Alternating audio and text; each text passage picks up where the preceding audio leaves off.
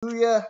It's Monday again, and we are here on the continuations of our month topic. So, where you want to harvest. Saan nga ba tayo gusto mag-harvest ng magagandang bagay sa buhay natin? Okay, gising na po.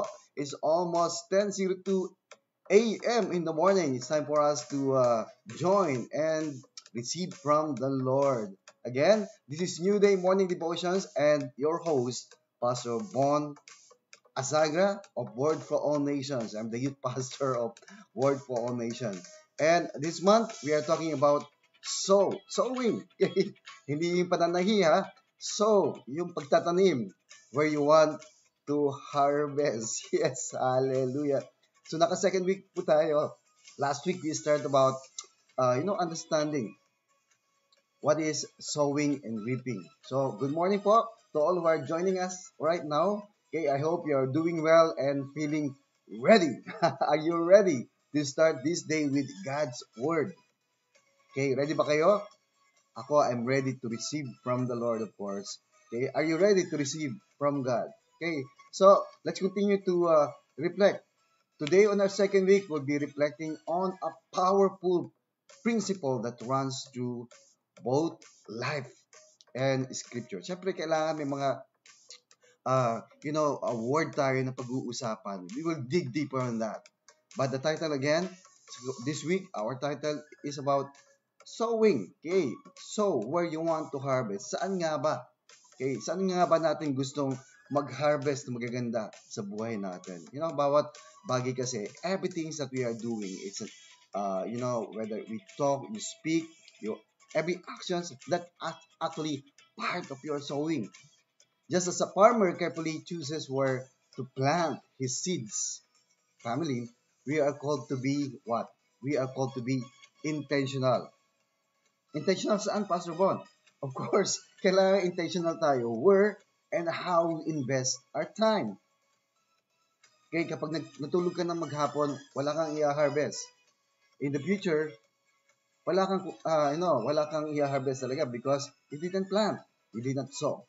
Okay, so saan nga ba tayo pwede mag-harvest? Whether you want to invest on our time, energy, and resources, those are part of a harvest, right? And actually, the Bible tells us that what we sow today will determine the harvest we see in the future. So whatever you are doing right now, you will see the result of that in the future. So whether it's in our relationship or maybe your spiritual life or our work, your health, or our service to others. Mamumunga yan, siguradong meron niyang harvest. And you know what? God actually has designed life, yung buhay natin, in such a way that we reap what we plant. Well, amazing. Totoo ba yun, Pastor Bon? Yes. That's what the Bible said. So today, this morning, okay, let's read first our Bible reading in Galatians again. This is our verse last week in Galatians chapter 6, verse 7 to 9. It says here, do not be deceived. Huwag tayong paloloko. Huwag tayong maging magbaang-maangan. Okay. Huwag tayong paloko. Okay. Do not be deceived. God cannot be mocked. A man reaps what he sow. So whoever sows to please their flesh, from the flesh will reap destruction.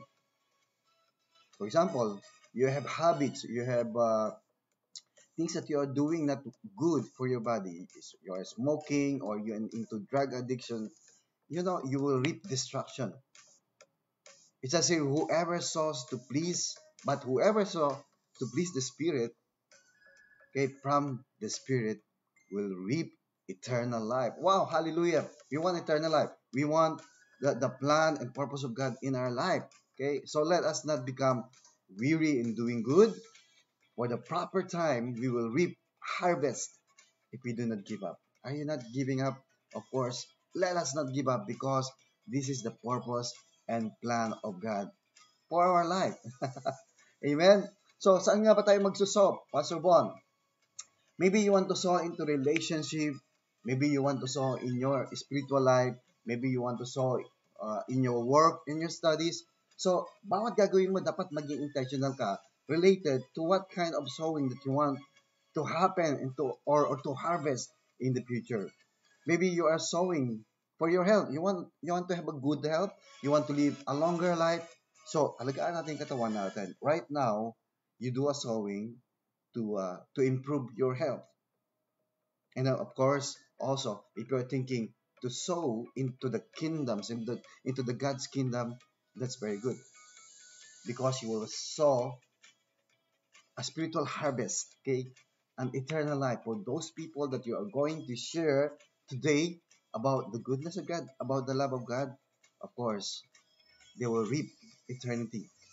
Okay? Di ba ang ganda na ginamit kayo ng Panginoon to share the gospel so that these people who doesn't understand the plan of God, who doesn't understand that there's a big God who has a great plan for their life, will understand that God loves them, that God wants to provide for them, that God wants them to have abundant life, not only here on earth, but also, of course, in heaven. Amen. Amen. So that's a verse for today.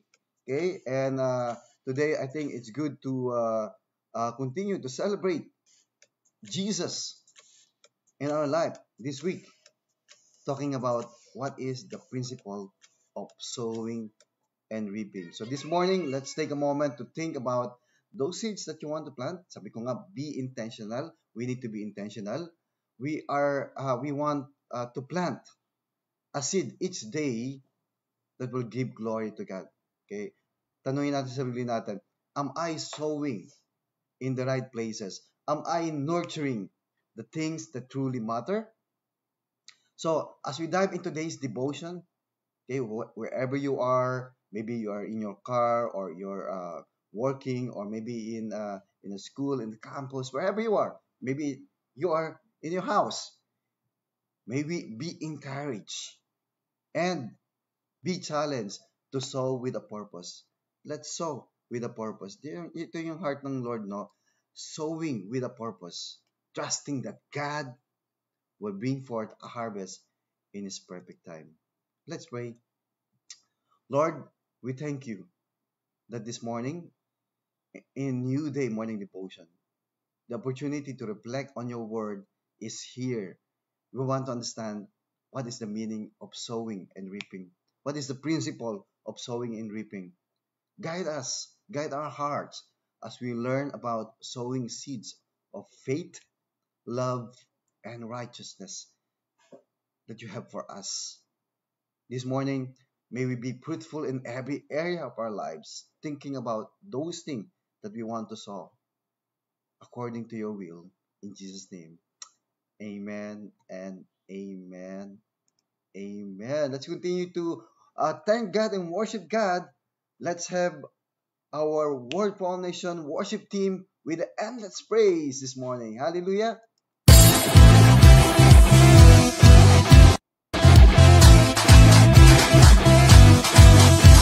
Oh, you are God, and we lift you up.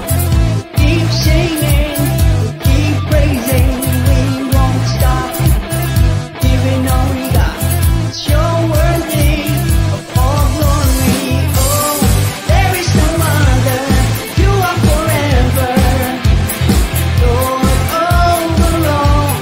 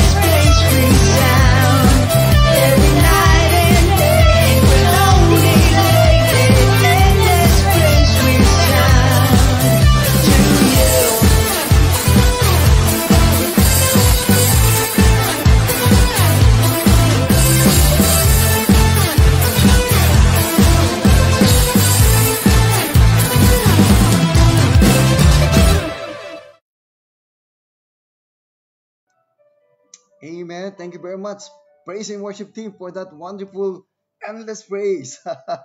That's our national anthem here in this program. Good morning po. So wherever you are, again, we will continue our topic this month.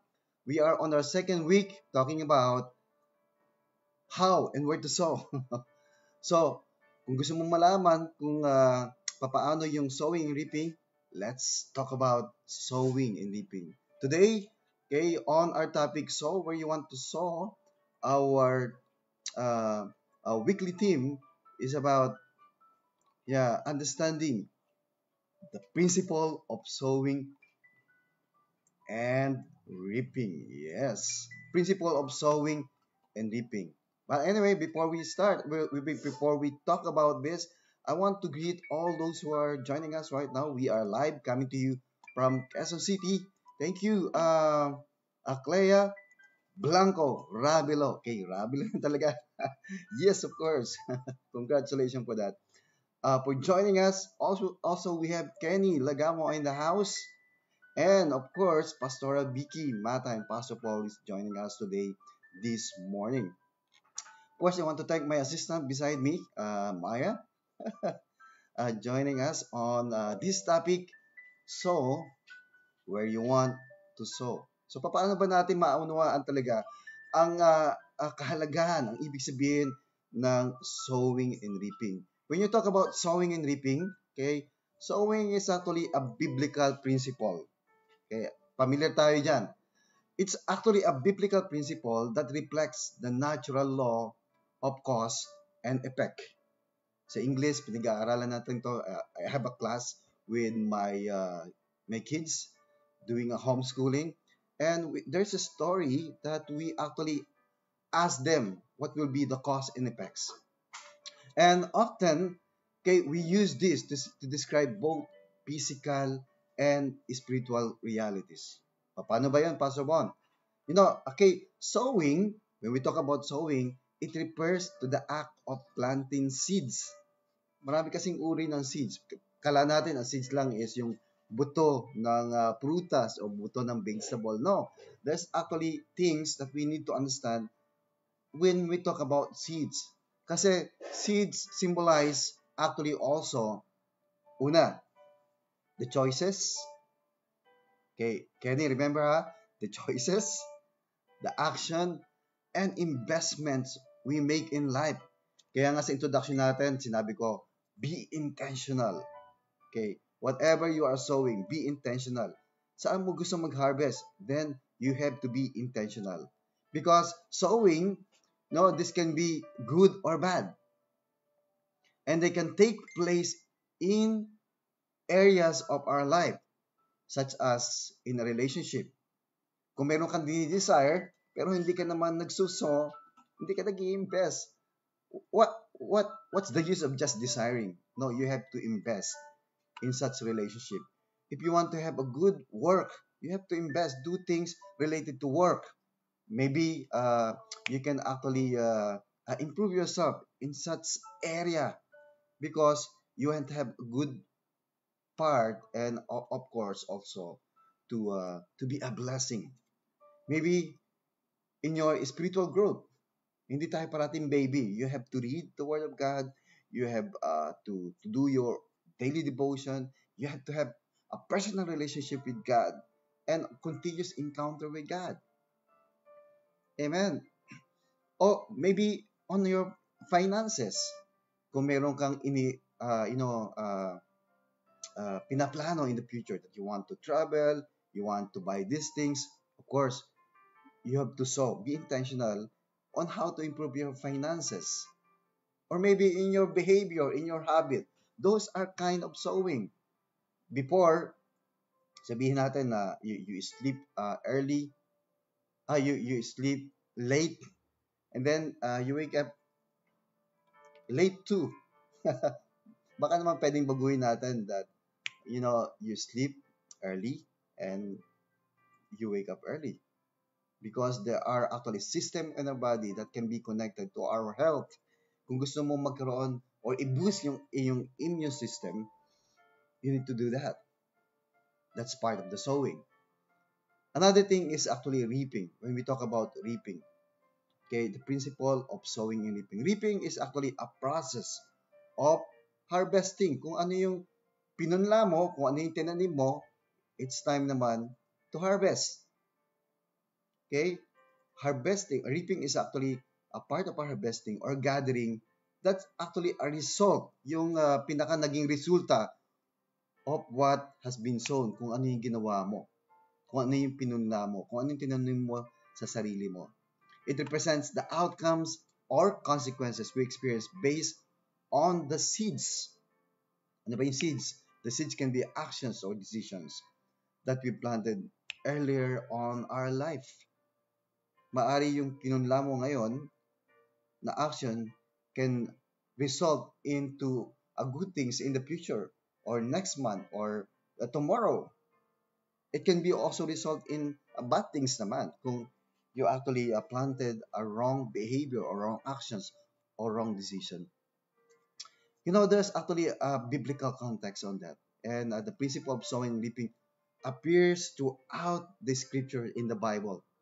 Okay, it carries a lot of important spiritual and moral lessons for us to understand. So let's go back to our Bible verse for today, which is actually in what? Galatians. This is in Galatians chapter 6, verse 7 and 9. Or maybe hanggang 8 lang muna tayo. I'll be reading in NIV. It says here, do not be deceived. Huwag tayong maloko sa sarili natin. Do not be deceived. God cannot be mocked. A man reaps what he sows. So whoever sows to please their flesh, from the flesh will reap destruction. And whoever sows to please the Spirit, from the Spirit will reap eternal life. Ito po, nagtuturo to sa atin ng that our action, whether good or bad, have consequences. May consequences po yan. If we sow selflessness, okay, or if we saw sin, or if we saw harmful behaviors, we will experience negative result. But if we saw righteousness, or we saw kindness, or spiritual dedications, be sure that you also will reap good things, both in this life and spiritually. Amen? We are used to that. We are used to that.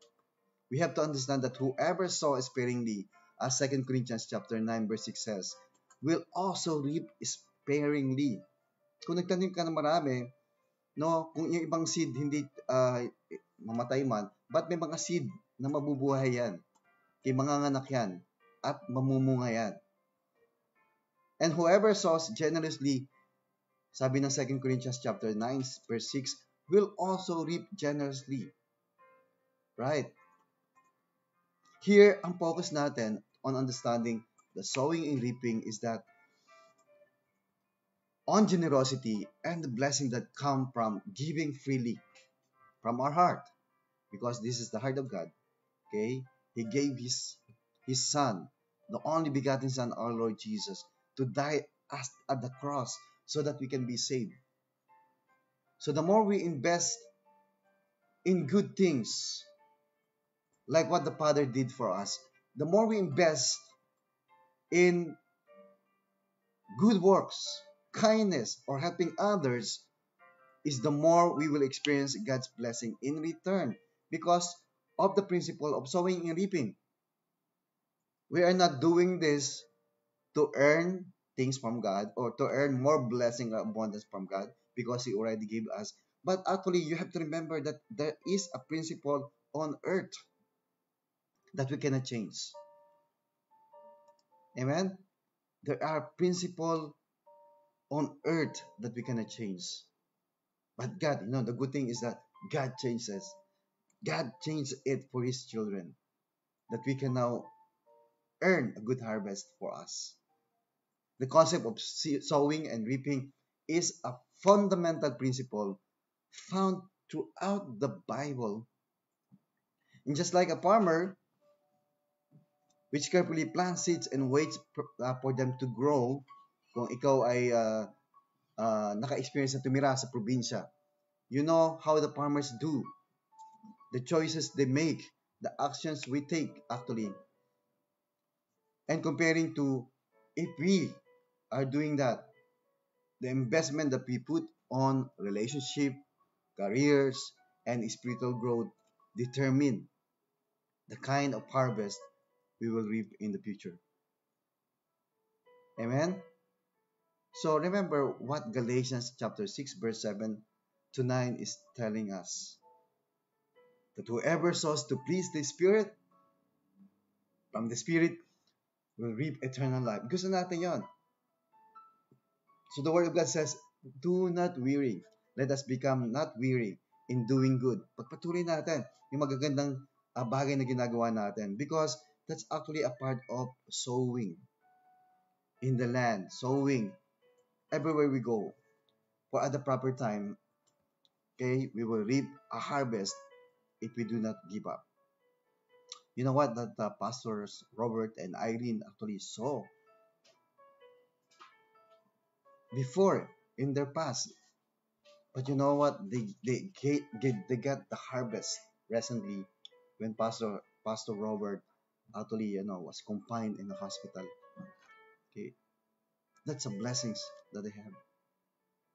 And so part of that is that we as a believer, a child of God, we need to be patient. When you plant, don't expect that magbubunga ka agad yan kinabukasan. Well, it happened, okay, that's a good thing. But we should have patience, like what a farmers do. As I said, a farmers actually have a lot of patience. The story of farmers that is that they will till the land, the soil, make it fertile for the seeds as they throw them to grow. And then aalagaan nila yan. Okay, they will water that. Okay, they will visit that. They will remove the weeds until sprung out, the fruits or the grains that they need for a great harvest. Kailangan meron tayong tiyaga on what we are trying to expect, on the kind of harvest that we want to know.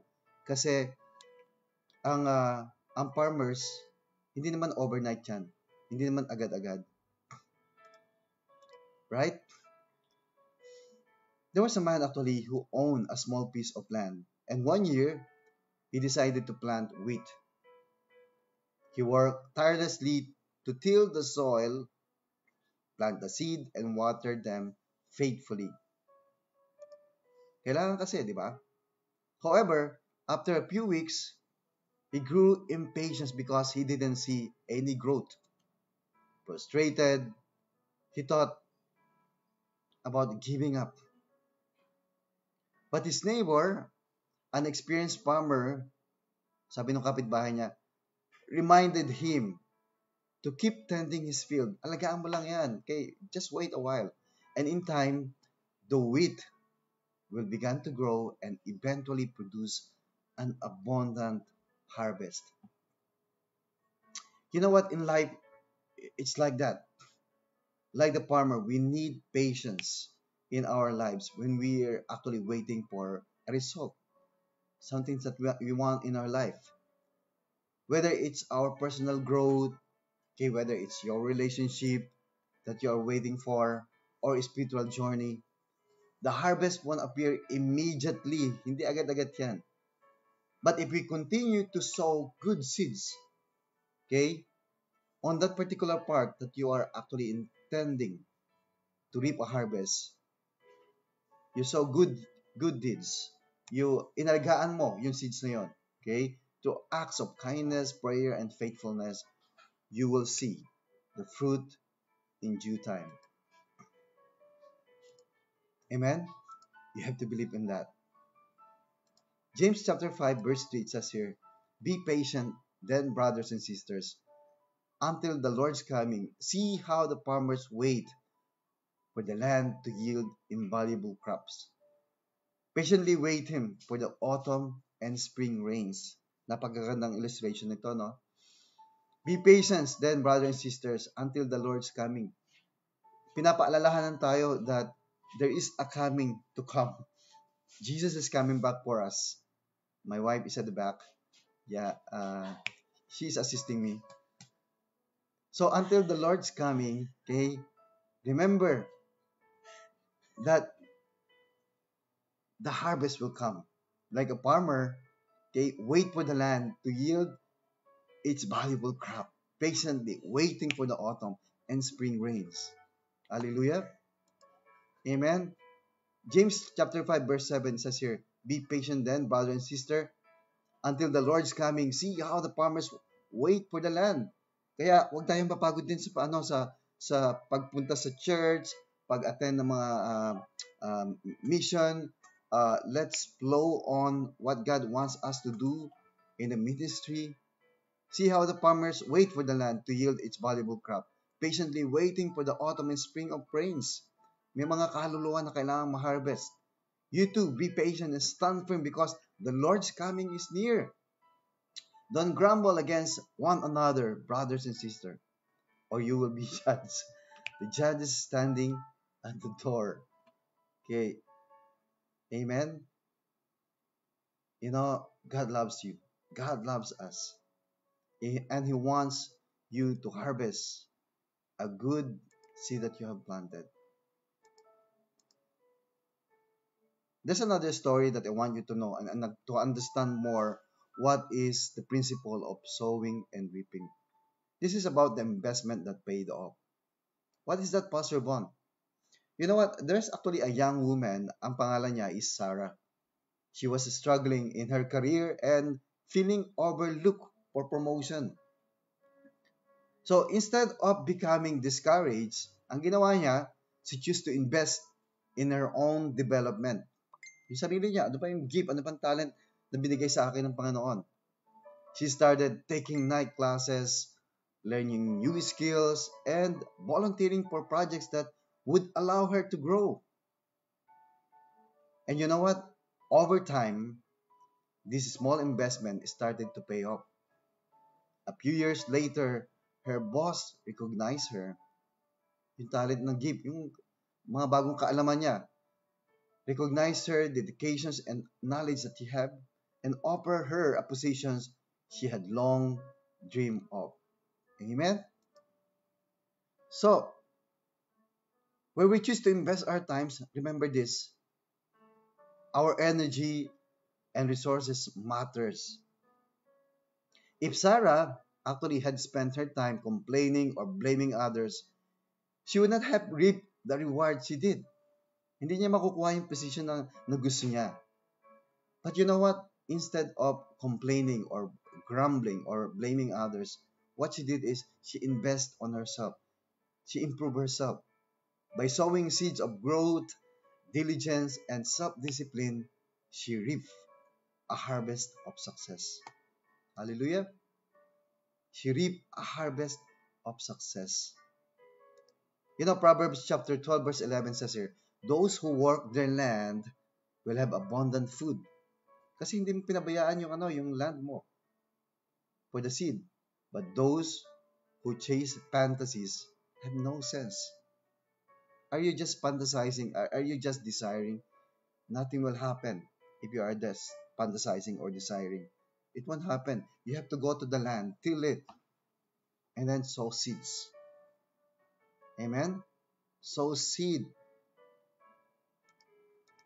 There's another story that I want you to listen and understand the principle of sowing and reaping. You can actually sow into God's kingdom. Sowing into God's kingdom is one of the best sowing that you can do. In the parable of the talents, in actually the book of Matthew, chapter 25, verse 14 to 30, Jesus tells the story of a master who gave 3 of his servants varying amounts of money to invest while he was away. I know this is very familiar, and you know this story. So the first 2 servants actually invested wisely. And anong nangyari? They doubled the master's money. Yung pinairam, yung iniwanan sa kanila, nadoble nila because they invested that. Maybe in business or kung ano mang ginawa nila, para mag-multiply. But you know what? What happened to that story, to the parable? The third servant, natakot siya. Out of fear, ang ginawa niya, he hid his talent. He hid and returned only what he had been given. Tinago lang niya. At doon dumating yung master, sa kanya binalik. Ito yung binigay mo sa akin. The same amount, wala na bawas, hindi nadagdagan. You know what happened? The master rewarded the faithful servants and took away from the one who had not used his opportunity and given to others. In reality, God calls us to sow our time, your talent. You have a specific talent. You know, natutuwa ako kasi I'm really enjoying discovering the talent of these young people in the church. Whatever the Lord talent that gave them, we have to discover that. We have to assist them how they can bring it out and use that for the kingdom, for God's glory. You know, we need to sow our time, our talent, and resources into His kingdom, into God's kingdom. And if we sow generously, if you sow generously, you will reap also generously a great harvest. Whether it's our spiritual gifts, you know, your finances, your service, we must be faithful. We must be a good and faithful stewards of what God has given you, of what God has given us. Amen. In 2 Corinthians chapter 9, verse 6 to 7, it says here, remember this, whoever sows sparingly will also reap sparingly. Minsan kasi sabi na, wala akong oras sa ganyan. Nako, how can you reap sparingly? And whoever sows generously will also reap generously. Each of you should give what you have decided in your heart to give. Dapat yung pagsuso natin galing talaga sa puso. No? Sorry. Not reluctantly or under compulsion. Hindi ka nagreklamo. Hindi ka pinilit lang.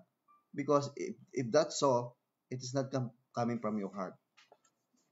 For what it says, for God loves a cheerful giver.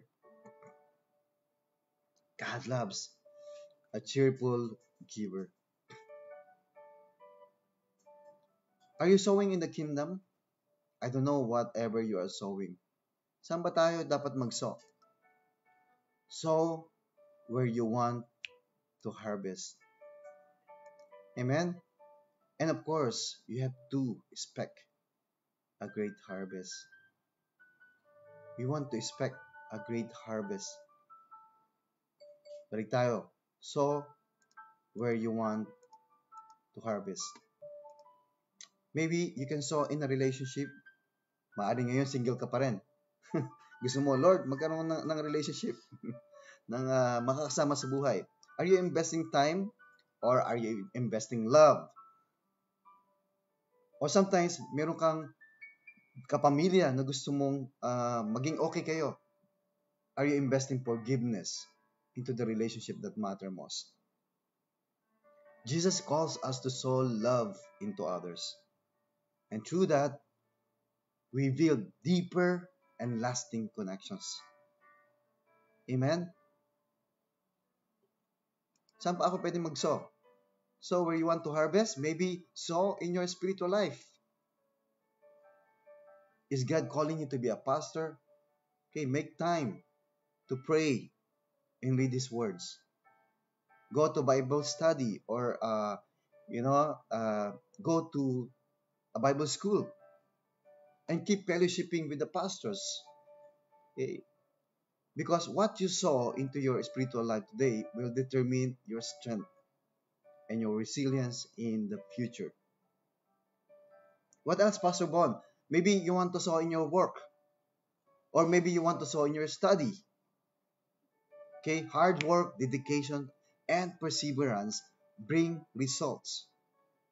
Even when it feels like nothing is happening, trust that God sees your efforts. Amen. I remember during the pandemic, I said, and I asked God, Lord, what else do I need to do?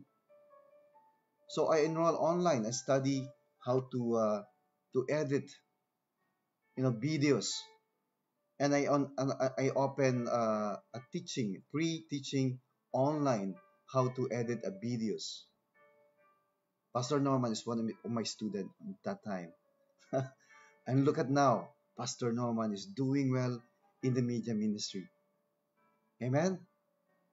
So whatever you want to sow to get a harvest, and trust God sees your effort. What else, Pastor Bob? Maybe sow in your good health. Maari naman busy-busy ka sa trabaho, pero wala ka ng oras na mag-exercise, kumain ng tama. How can you bring a good health, good harvest to your health? No, you have to sow. And of course, don't forget, sow into God's kingdom. Right, Maya? Through what? Through service, generosity, and using your gifts. Maaaring sabi niya, oh, wala akong talent sa pagkanta, wala akong talent sa sa pagsayaw, o sa pagtugtog ng instrumento, sa media. What else? Okay, you can be on a ministry of help. Using your gift, you can contribute to God's work on earth. There's a lot of place for you to be in the kingdom. The harvest you reap, remember, will be eternal. Amen? Will bring a great harvest, not only for you, but for those people who is around you. Amen? Believe on that. Expect a great harvest. Okay?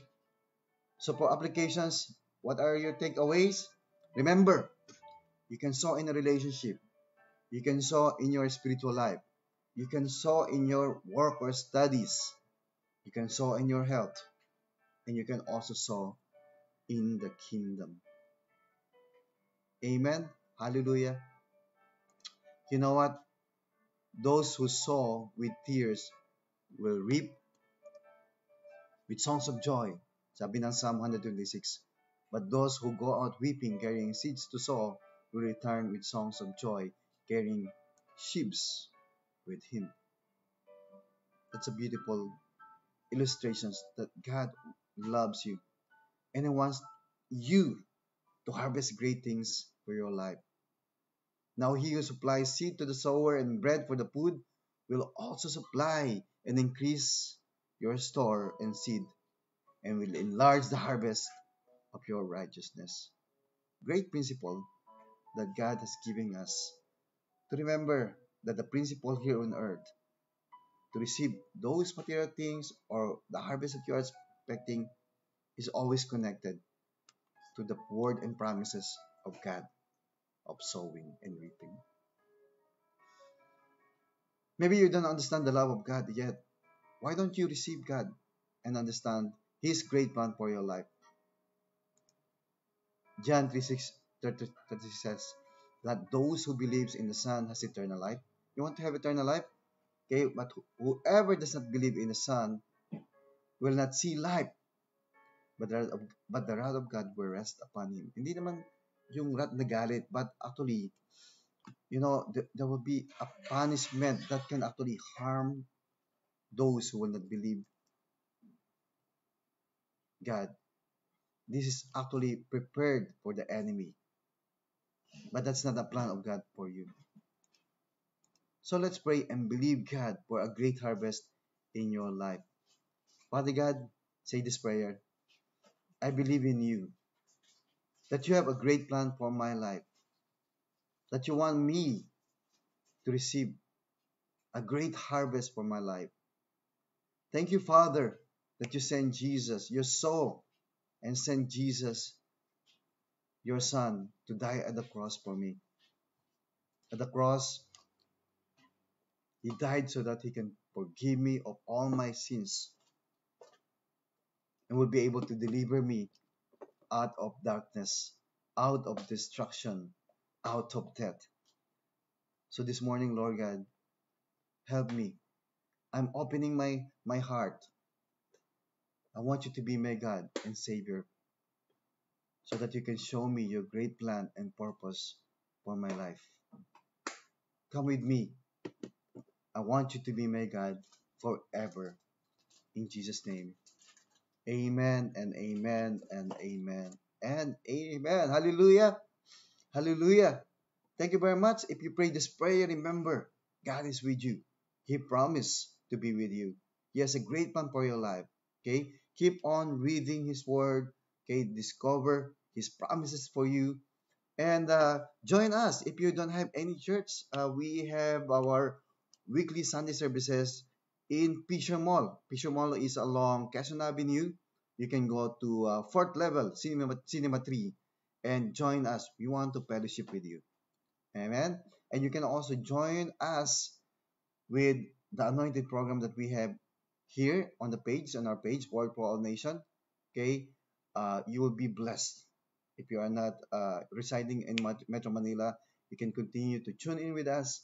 And we are so glad, okay, to see you, to meet you in the future. Okay. Thank you, family, for joining us today. I'm so blessed to be with you. Thank you, Pastor Norman, for joining us. Pastor George is with us also. And of course, Pastor Irene and Pastor Robert is with us right now. Okay. Thank you for your story, for the great, sowing that you did, and you received a great harvest also. Thank you to all who joined us today. Remember that you are greatly blessed, highly favored, and deeply loved. Bye bye. See you next week, next Monday. Bye bye.